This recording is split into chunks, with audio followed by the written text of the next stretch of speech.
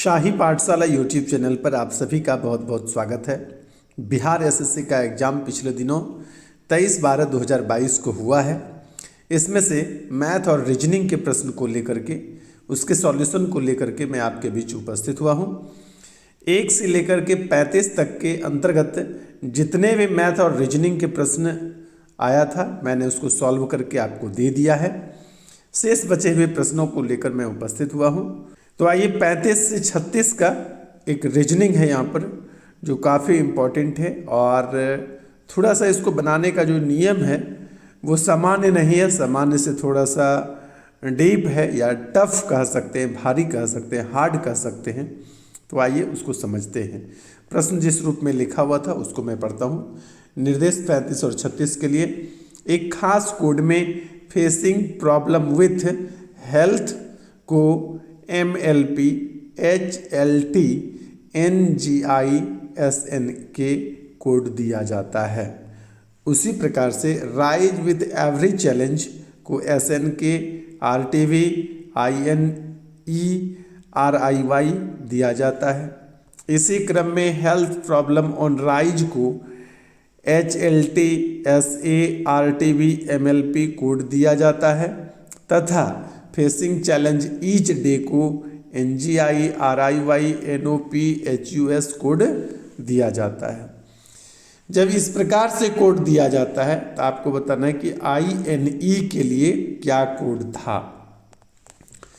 तो इसका उत्तर एवरी होगा, लेकिन कैसे होगा और क्यों होगा इसके लिए आइए मैंने इसकी व्याख्या को अलग से बनाया है।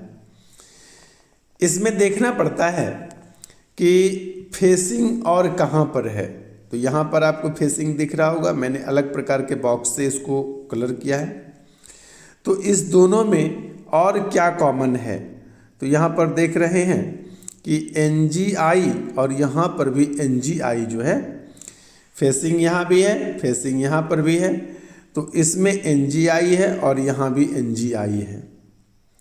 इसका मतलब फेसिंग के लिए NGI आया है, ठीक है। उसके बाद जो है, उसके बाद क्या है कि हमको देखना विथ यहाँ भी है और विद यहाँ भी है। तो इस दोनों में क्या क्या मैच कर रहा है, तो इसमें SNK, इसमें भी SNK जो है, ये इससे स्पष्ट होता है कि विथ के लिए SNK आया है। उसके बाद अगला है, यहाँ भी आपको राइज दिख रहा है और यहाँ भी आपको राइज दिख रहा है। इस दोनों में क्या मैच कर रहा है, तो RTV और RTV, यहाँ पर भी राइज है और यहाँ पर भी राइज है। यानी कि इस दोनों में बाएं साइड कॉमन राइज है और दाएं तरफ कोड जो है वो कॉमन RTV है। उसके बाद नेक्स्ट देखें तो आपका क्या है, नेक्स्ट में आपको यहाँ पर चैलेंज दिखाई दे रहा है और यहाँ भी चैलेंज है। तो इस दोनों में क्या कॉमन है, तो RIY और RIY जो है ये कॉमन है, ठीक है। उसके बाद और यदि देखा जाए तो यहाँ पर आपको हेल्थ, यहाँ भी आपको हेल्थ दिखाई दे रहा है। इस दोनों में क्या कॉमन है, तो इस दोनों में आपको कॉमन दिखाई दे रहा होगा। तो यहाँ पर HLT और यहाँ भी HLT ये कॉमन है, ठीक है। तो इस प्रकार से देखने के बाद दोनों प्रश्न 35 और 36 के लिए आपको उत्तर पता चल जाता है। यदि था कि INE के लिए, तो यहाँ पर आपको INE रेड में ले रहा हूँ, यहाँ पर आप एवरी देख रहे हैं, कुछ नहीं हुआ था, और यहाँ पर भी INE छूटा हुआ है जो यहाँ पर आपको दिखाई दे रहा होगा। मैं मिटा देता हूँ टोटल को। यहाँ पर एवरी और यहाँ पर INE, ये जो है दोनों अभी खाली है, यानी कि एवरी जो है INE के लिए आया है। तो INE के लिए कौन सा कोड आया है, एवरी। दूसरा था कि कौन सा कोड फेसिंग के लिए प्रयुक्त हुआ है, तो फेसिंग के लिए देख लीजिए, यहाँ पर आपको फेसिंग दिखाई दे रहा है, यहाँ भी फेसिंग। सबसे पहले मैंने तो फेसिंग को इंडिकेट किया था। तो इस प्रकार का जो बॉर्डर है ये NGI के लिए और यहाँ भी NGI के लिए आया है। तो फेसिंग के लिए कौन सा कोड आया है, NGI। तो इसी क्रम से आप यदि बना कर देखेंगे तो दोनों का उत्तर। तो 35 का उत्तर जिन भाइयों का भी एवरी और 36 का फेसिंग के लिए जिनका NGI आया है वो बिल्कुल सही है। अब आइए चलते हैं यहाँ पर, इसमें एक रीजनिंग का प्रश्न है जिसमें इसका एक साइड लुप्त है। तो इस प्रकार को फिगर को बनाने के लिए आप क्या करेंगे कि जैसे इस टाइप का एक जो है खींच लेंगे साइड में, कैसा है तो इस टाइप का है, खींच लिए। अब यहाँ से एक लाइन आना था तो मैंने यहाँ थोड़ा छोड़कर एक लाइन खींच दिया। उसके बाद क्या है कि ये लाइन आगे आना था कॉर्नर पर से, तो कॉर्नर पर से कॉर्नर मिला दिए। उसके बाद क्या है, तो उसके बाद आप देख रहे हैं कि जहाँ पर ये मिला है इस प्रकार से आया है तो उसी प्रकार से यहाँ भी ऐसा कर लेंगे। अब यह फिगर जिस फिगर से मैच करेगा वही उत्तर होगा।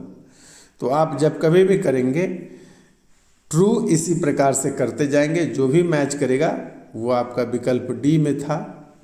मेरे पास जो सेट उपलब्ध हो पाया था इसके विकल्प डी में उत्तर था।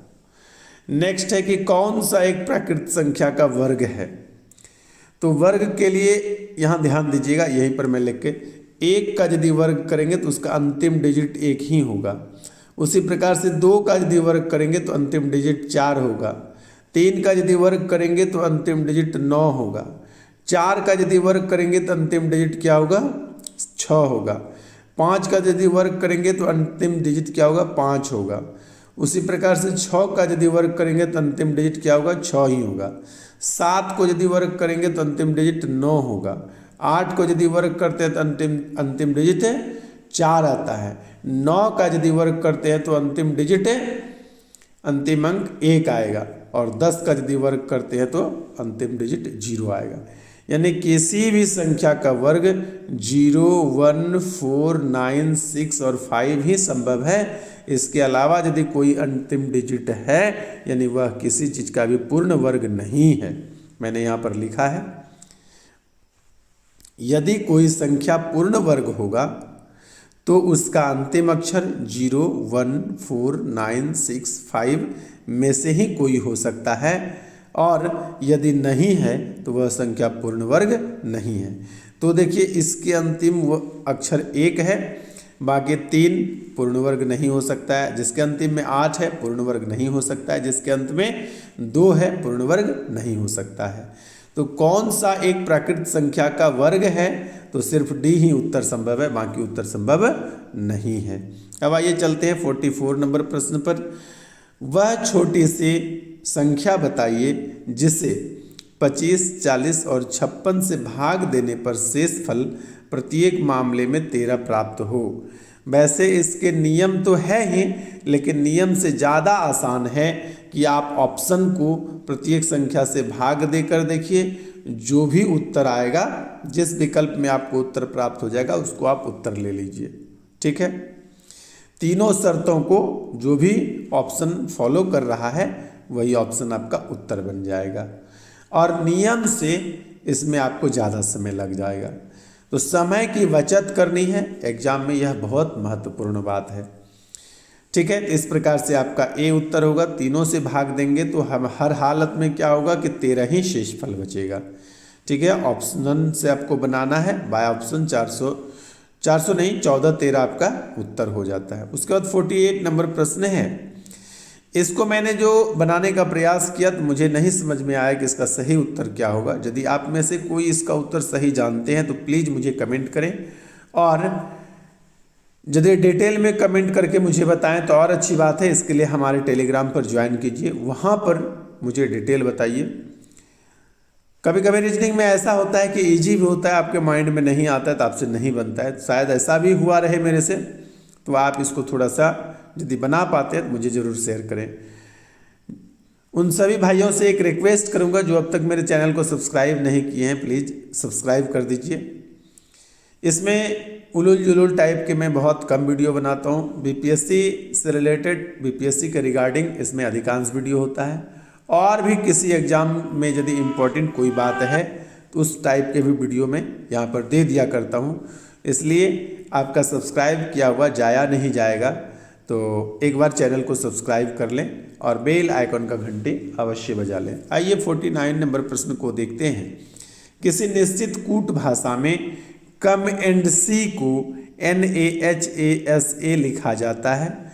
उसी प्रकार से नाइस टू सी यू को DAKAPASA लिखा जाता है। उसी प्रकार से सी यू अगेन को KANA और SA लिखा जाता है। तो जैसा पीछे एक प्रश्न को बनाए उसी प्रकार से यहाँ पर मिलान करना है कि जैसे पहला शर्त जो है इसमें C और दूसरा में भी C है, तो राइट साइड देखना है कि इसमें जो दिया हुआ है क्या क्या मैच करता है। इसमें दोनों में SA और SA मैच करता है, यानी C जो है इसके लिए SA वर्ड प्रयुक्त हुआ है। उसी प्रकार से दूसरे कथन और तीसरे कथन में क्या मैच करता है, देखिए तीसरे में भी C था तो इसमें भी SA है, इसमें U है इसमें भी U है, इस दोनों में क्या कॉमन है तो KA कॉमन है। यहाँ प्रश्न आपसे पूछा था कि उसी कूट भाषा में अगेन को क्या लिखा जाएगा, तो यहाँ पर C और U हो गया, KA और SA, तो अगेन के लिए तो NA ही बचा, तो अगेन के लिए क्या लिखा जाएगा, NA लिखा जाएगा। तो जिन भाइयों का भी इस प्रकार के प्रश्न में NA उत्तर लिए हैं वो बिल्कुल सही होगा। अब आइए चलते हैं अगले प्रश्न पर। कह रहा है यदि 1 से 100 तक की संख्याएं लिखें तो आप उसे लिखने में कितनी बार 2 लिखेंगे, यानी 1 से शुरू करेंगे लिखना, 100 तक लिखते हैं तो 2 आप कितनी बार लिखेंगे ये आपको बताना है। वैसे तो इसको कई प्रकार से बताया जा सकता था, लेकिन मुझे जो आसान लगा बताने में वो मैंने आपको व्याख्या दिया है कि 0 से 10 तक यदि लिखते हैं तो 2 एक ही बार लिखा जाएगा। 11 से 20 तक यदि आप लिखते हैं तो इसमें 2 बार आपको 2 लिखना पड़ेगा, एक बार 12 में दूसरी बार 20 में, यानी 2 पीस 2 लिखाएगा 11 से 20 तक में। अब 21 से 30 तक में 2 कितनी बार आएगा तो 10 बार आएगा, क्योंकि 21, 22, 23, 24 सब में एक एक बार आएगा और 22 लिखते समय 2 बार आएगा, इसलिए कुल मिलाकर 10 2 होता है।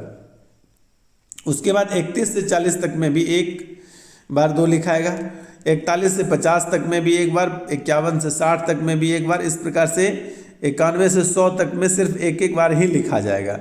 यानी कुल मिलाकर आप जोड़ेंगे 1 2 3 10 13 1 14 15 16 17 18 19 20, यानी 20 टाइम्स जो है 20 बार जो है 2 लिखेंगे 1 से लेकर के 100 तक संख्या लिखने के क्रम में। ठीक है, अब आइए जिस भाइयों ने भी 20 बनाया है उसका उत्तर बिल्कुल सही होगा। आइए 52 नंबर प्रश्न में है कि A और G अनुपात है I और O, समानुपात है E K और अनुपात है वाट, यानी कि E K के बदले क्या लिखाएगा। हम लोग यहाँ देख रहे हैं कि A में यदि 8 जोड़ दिए ना तो I हो गया, और G में भी 8 जोड़ दिए तो O यानी 15 हो गया। ठीक, इसी प्रकार से E मतलब 5, इसमें 8 जोड़ेंगे तो M हो जाएगा, 13वां लेटर है। K में 8 जोड़ेंगे तो S 19 होता है, और K है 11, तो 11 में 8 जोड़ेंगे तो 19 हो जाएगा। तो इस प्रकार से MS जो है इसका सही उत्तर होगा। इसके बाद 53 नंबर प्रश्न है, 2 संख्याओं का अंतर 840 है। यदि एक संख्या का 5% दूसरी संख्या का 15% है तो दोनों संख्याएं ज्ञात करें। जैसा प्रश्न कहेगा उसी प्रकार से हम लोग एक एक काम करते चले जाएंगे, उत्तर आ जाएगा। तो यहाँ पर क्या किया मैंने, माना कि पहले संख्या x और दूसरी संख्या y है, तो कहा कि 2 संख्याओं का अंतर 840 है, तो x - y बराबर 840 मैंने कर दिया। दोबारा प्रश्न में कहा था, पुनः प्रश्न से x का पहली संख्या का 5% दूसरी संख्या का 15% बराबर है, लिख दिया मैंने। तो x का 5% का मतलब हुआ x गुना 5/100, और y का 15% का मतलब हुआ y गुना 15/100। तो बटे में 100 बटे में 100 कैंसिल, 5 से 3 बार में 5 दिया 15, यानी x बराबर 3y। ठीक है, अब क्या करेंगे कि x माइनस y बराबर 840 समीकरण 1 से, तब क्या करेंगे कि यहाँ से x का वैल्यू पुट कर देंगे, तो x की जगह पर अब क्या लिखेंगे 3y। यहाँ मैंने x की जगह लिखा 3y, और यह उसके बाद -y, अब बराबर 840, तो बराबर 840। ये x का वैल्यू समीकरण 2 से पुट किए हैं, वही मैंने ब्रैकेट में यहाँ पर लिखा। उसके बाद 3y में 1y घट गया तो 2y हो गया, इधर 840 है बराबर में, 840 है बराबर में, यानी y बराबर 840/2 कटाएंगे तो हो जाएगा 420। और जब y का वैल्यू समीकरण 2 में रख देंगे तो x - 3y, y का वैल्यू आया 420, 3 गुना 420 कितना हो जाएगा 1260, यानी y बराबर हो गया 420 और x बराबर हो गया 1260। तो ये जिस विकल्प में भी था वो आपका उत्तर हो जाएगा। अब आइए चलते हैं नेक्स्ट प्रश्न 55 नंबर क्वेश्चंस को। इसमें कहता है 4 टू द पावर 3.5 और अनुपात है 2 टू द पावर 5, यानी 4 पर पावर 3.5 अनुपात 2 पर पावर 5। इसका जो है अनुपात किसके बराबर है, किस विकल्प के बराबर है। ठीक है, तो इसको हल कर लिए। दशमलव हटाए तो बटे में 10 लिखे, तो 2 पंचे 10, 7 पंचे 35, यानी 4 पर पावर 7/2 हो गया। यहाँ मैंने लिखा 4 पर पावर 7/2 और अनुपात में 2 पर पावर 5। यदि 4 को लिखेंगे तो 2 पर पावर 2 बराबर 4 और 7/2 हो गया गुना में, तो बटे में 2 और यहाँ बटे 2, ये कैंसिल हो गया। यानी बचा 2 पर पावर 7 अनुपात 2 पर पावर 5। यदि बेस समान हो तो पावर भी इक्वल होता है, इसी हिसाब से 7:5 जो है ये उत्तर आ गया। ठीक है, अब आइए चलते हैं नेक्स्ट प्रश्न की ओर। अगला है 1 + 1/5 × 4, यानी 1 + 1/5 गुना 4 प्लस 1/5 गुना 4 पर पावर 2 प्लस 1/5 गुना 4 पर पावर 3। इसको हल करना है। तो इसका यदि एलसीएम लेंगे तो क्या हो जाएगा, 5 गुना 4 पर पावर 3 एलसीएम आएगा। इसको गुना करने के बाद हो जाता है 320। तो यहाँ तो कुछ नहीं था, 1 था तो सीधे 320। यहाँ पर 4 पर पावर 3 है, यहाँ 4 पर पावर 1 है, यानी 4 पर पावर 2, यानी 4 चौके 16 से गुना करना पड़ेगा। तो यहाँ 16 से मैंने ऊपर में गुना कर दिया, यानी 4 के स्क्वायर से गुना कर दिया। यहाँ पर 1 4 से गुना करना है तो ऊपर में भी 1 4 से गुना करना पड़ेगा, कर दिया। और इसके नीचे टोटल है, इसलिए यहाँ पर आप जैसा भिन्न का जानते हैं उसी प्रकार से है। ऊपर के सभी अंकों को जोड़ेंगे तो 341, नीचे 320, यही आपके विकल्प में रखा हुआ था। ये हो गया आपका उत्तर। उसके बाद अब है कि ये जो चित्र आपको दिखाई दे रहा है यहाँ पर, इस चित्र में आपको आयतों की संख्या गिनती करनी है। तो आयतों की संख्या जब गिनती करेंगे आप तो सिर्फ आयत है 14 और वर्ग की संख्या है 6। कहाँ है आयत, लेकिन इस प्रकार से सिर्फ 14 किसी ऑप्शन में नहीं था, तो फिर मैंने वर्ग को भी जोड़ा और 14 6 20 करने के बाद ये विकल्प में आ जाता है। चूँकि वर्ग भी आयत रेक्टेंगल अंग्रेजी में लिख सकते हैं, हालांकि इसके लिए स्पेशल वर्ग है, स्क्वायर है, तो आयत नहीं लिखना चाहिए, लेकिन पुर ही नहीं रहा था और पुर रहा था तो यही करना पड़ रहा था। आयत 14 है, वर्ग 6 है, तब विकल्प में आ रहा था 20। तो इस प्रकार से यहाँ पर उत्तर हो जाएगा आपका 20। नेक्स्ट है 2.002 बटे 20.02 प्लस 2002 बटे 200.2। इसको हल करने के लिए कहा गया था। तो दशमलव पहले, सबसे पहले काम क्या किया मैंने, दशमलव को हटाया और दशमलव को हटाने के बाद जो है नीचे दोनों 2002 आया, एलसीएम 2002 आया। इसको यदि सॉल्व किए तो यह आ गया 10.10। विकल्प बी में ऐसा ऑप्शन था, तो विकल्प बी आपका सही उत्तर हो गया 10.10 या 10.10 भी लोग बोलते हैं, लेकिन दशमलव के बाद पूर्ण अंक नहीं बोलना चाहिए, बल्कि 10 इस प्रकार से अलग अलग कर कर बोलना चाहिए। ठीक है, अब आइए चलते हैं नेक्स्ट प्रश्न की ओर। 68 20 - 4 प्लस 6 गुना 3 भागा 4 बराबर 19। कह रहा है कि इसमें से कौन सा जो चिन्ह है उसका विनिमय किया जाए। ठीक है, विनिमय का मतलब अदला बदली किया जाए, ताकि जो यह स्टेटमेंट है यह सही हो सके। ठीक है, तो इसके लिए जो है प्लस और भाग को विनिमय कर दिया जाए, स्थानांतरित कर दिया जाए, अदला बदली कर दिया जाए, तो फिर ये समीकरण जो है, कथन जो है, यह शुद्ध हो जाएगा। तो हमने यहाँ पर लिखा भी है, भाग के जगह माइनस के जगह भाग देकर लिखा है और प्लस के जगह 6 गुना 3 जैसा है रहने दिया और भाग के जगह फिर से मैंने यहाँ पर माइनस किया। इसको रखकर हल किया तो इतना बराबर 19 जो RHS के बराबर है, यानी समीकरण को शुद्ध कर रहा है, इसलिए विकल्प ए क्या है, सही उत्तर हो जाएगा। नेक्स्ट 70 नंबर प्रश्न है। 150 से छोटे सभी प्राकृत संख्याओं का औसत क्या है। तो सभी प्राकृत संख्याओं का योग जो होता है वो होता है n × n + 1/2। 2, इस प्रकार से। और प्राकृतिक संख्याओं का औसत जो होता है वो n+1/2 होता है। तो यहाँ पर कहा 50 से छोटी, 50 से छोटी का मतलब हुआ 149, 50 से छोटी का मतलब क्या हुआ, 50 नहीं, उससे ठीक पहले की संख्या तक। तो 1 से लेकर के 149 तक के प्राकृतिक संख्याओं का औसत क्या होगा, तो n+1/2 यानी 149 + 1/2 यानी 150/2 यानी 75 जो है ये उत्तर आ गया। तो इस प्रकार से 75 यहाँ पर उत्तर है। नेक्स्ट, हाँ इसी चीज़ को मैंने यहाँ पर लिख दिया है सूत्र बना करके। आइए इसके बाद है 71 नंबर, 15 लड़कियों के रुपयों का औसत जो है 50 है, यानी 15 लड़कियों के रुपयों का औसत क्या है, 50 है। यानी 15 लड़कियों को मिला करके कुल रुपयों की संख्या कितनी हो जाएगी, 50 × 15, ठीक है। 3 लड़कियां और आ गई, तो पहले 15 था, अब 3 और आ गया, अब कितना हो गया, कुल 18 हो गया। तो 3 और लड़कियों की जुड़ जाती है और तब क्या होता है कि 3 रुपया औसत में बढ़ जाता है। पहले 50 रुपया औसत था, 53 रुपया औसत हो गया। तो नई 3 लड़कियों के आने के बाद जो कुल योग होगा वो 18 + 50 + 3 53, यानी 18 × 53 हो जाएगा। यहाँ पर मैंने लिखा प्रारंभ में कुल रुपया कितना है, 15 लड़कियाँ और 50 औसत है, 15 × 50 करके 750 हो जाता है। 3 लड़कियों के आने के बाद औसत कितना है हमारा, यहाँ पर औसत मैंने लिखा, लेकिन यहाँ लिखना चाहिए कुल, ठीक है। और ये जैसे कुल रुपया लिखा है ना, तो 3 लड़कियों के आने के बाद कुल रुपया लिखना था यहाँ पर। तो ये हो जाएगा 15 पहले था, 3 आई, तो 15 × 3 18 हो गया। और 50 पहले था और 3 बढ़ जाता है, मतलब अब नया औसत हो गया 53। तो 18 × 53 करेंगे तो 954 हो जाता है।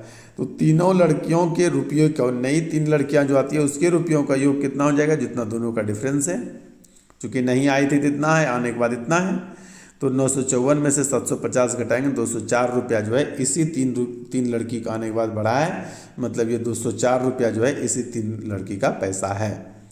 तो तीनों लड़कियों के औसत क्या हो जाएगा, 204/3 कर देंगे, 204/3 करके कटाएंगे तो 68 रुपया ईच लड़की औसत होता है, ठीक है।